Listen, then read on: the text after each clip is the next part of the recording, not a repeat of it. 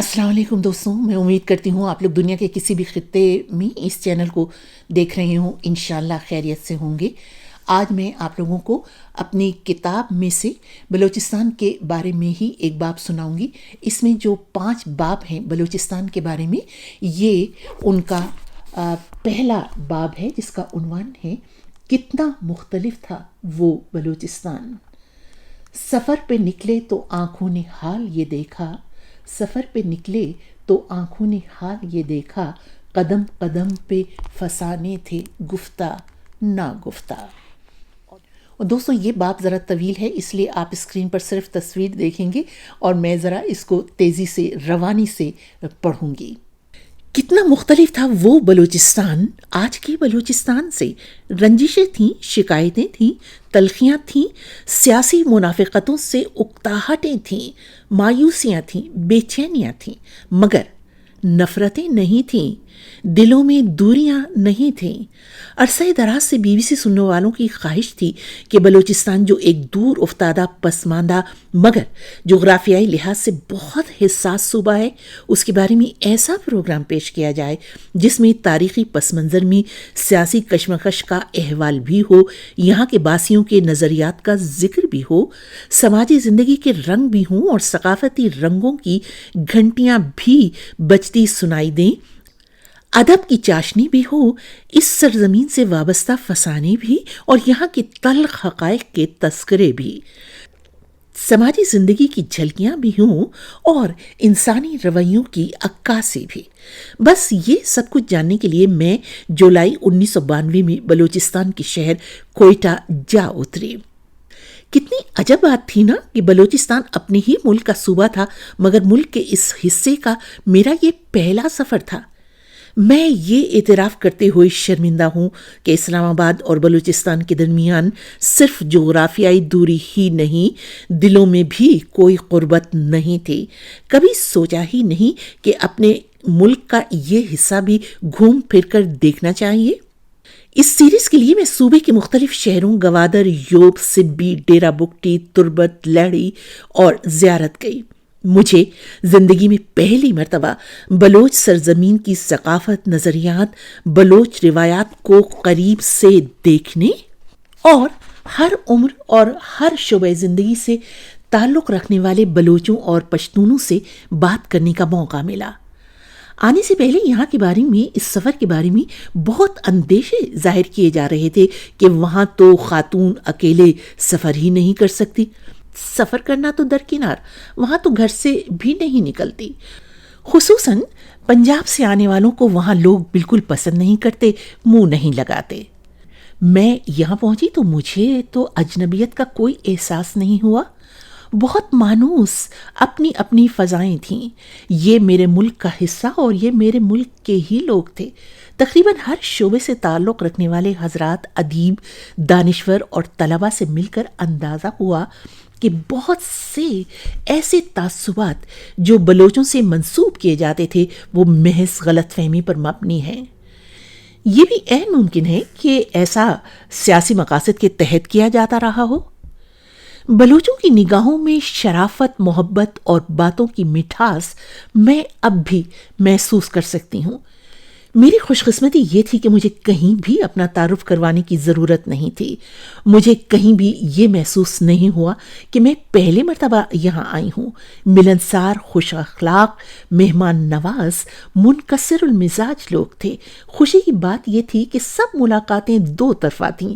میں ان سے ملنے آئی تھی اور وہ مجھ سے ملنا چاہتے تھے، اپنا حال دل کھول کے رکھنا چاہتے تھے، کیونکہ سرکاری میڈیا پر ان کی کوئی سنوائی نہیں تھی۔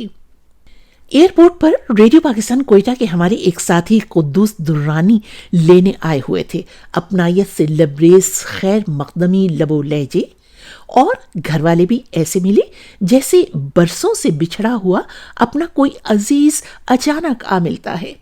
کتنے خوبصورت جذبوں والے لوگ تھے۔ سنا تھا کوئٹہ شہر بھی کبھی خوبصورت شہر ہوا کرتا تھا، رات کو سڑکیں دھلا کرتی تھیں، مگر اب جا بجا گندگی کے ڈھیر نظر آ رہے تھے۔ بالکل نہیں لگا کہ یہ کوئی قدیمی شہر ہے۔ سبزہ یا ہریالی بس کہیں کہیں نظر آ رہی تھی۔ ایئرپورٹ سے گھر جاتے ہوئے سب منظر دھندلے اور گرد آلود سے لگ رہے تھے۔ پتہ چلا کہ پانی کی بہت قلت ہے۔ انسانوں کے پینے کے لیے پانی نہیں تو درختوں کی آبیاری کیسے ہو؟ پاکستان کا یہ خطہ سنگلاخ پہاڑوں، بے آب و گیا میدانوں اور حبس زدہ ساحلوں پر مشتمل ہے۔ صوبے کا جغرافیائی رقبہ پورے پاکستان کا 40% ہے۔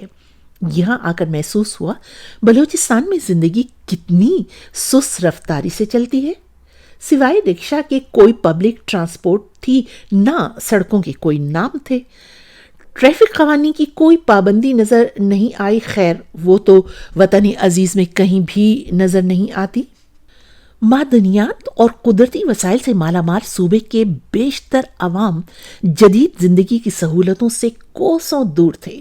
کہیں دوا ہوتی تھی تو ڈاکٹر نہیں، ڈاکٹر ہوتا ہے تو دوا نہیں، بجلی یا گیس جیسی سہولتیں تو درکنار۔ چند شہری بستیوں کے علاوہ یہاں کے باسی ایک ایک بوند پانی کو بھی ترس رہے تھے۔ پانی یہاں کا سب سے بڑا مسئلہ تھا۔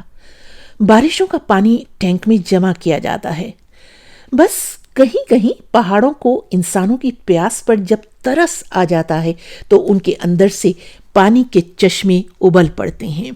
زندگی کے کچھ رخ دیکھ کر دل خون کے آنسو روتا رہا۔ ڈیرا بگٹی جاتے ہوئے میں نے دیکھا کہ راستے بھر میں بچے تالابوں کا گدلا پانی پی رہے تھے۔ مجھے بعد میں پتا چلا کہ یہ تو گدلا پانی ہے۔ چاغی اور اس کے اطراف میں تو لوگ کھارا پانی پینے پر بھی مجبور ہیں۔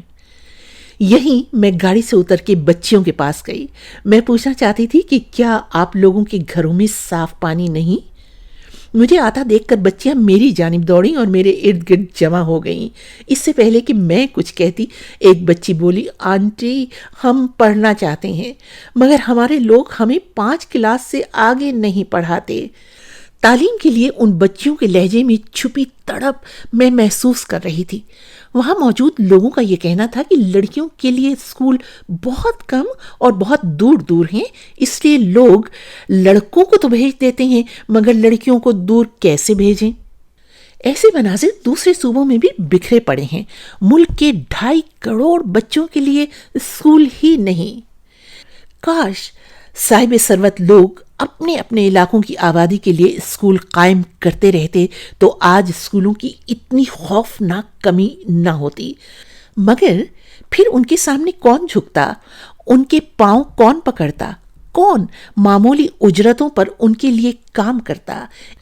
ان میں خان، ملک، سردار، نواب، وڈیرے، چودھری صاحبان سب کے سب شامل ہیں جو میلوں پھیلے ہوئے رقبوں کے مالک ہیں۔ آنے سے پہلے میں نے سنا تھا کہ بلوچستان کے نوجوانوں کی آنکھوں میں نفرت کی چنگاریاں ہیں اور دلوں میں بغاوت کی آگ چھپی ہے۔ یہ دیکھنے کے لیے میں خاص طور سے بلوچستان یونیورسٹی پہنچی۔ میری درخواست پر طلبہ یونیورسٹی کے ہال میں جمع ہو گئے تھے کیونکہ میں ان سب سے ملنا چاہتی تھی۔ مجھے نفرتوں کی چنگاریاں تو نہیں، البتہ نوجوانوں کے چہروں پر غربت اور مایوسی کی گرد نظر آئی۔ انہیں وہی گلہ تھا جو ہونا بھی چاہیے کہ ملکی تعمیر و ترقی کے سفر میں ان کا صوبہ اتنا پیچھے کیوں رہ گیا۔ مستقبل کے معمار ان نوجوانوں کا یہ کہنا تھا کہ ہمارے پاس روزگار نہیں، ہم 20ویں صدی میں بھی زندگی کی سہولتوں سے محروم ہیں۔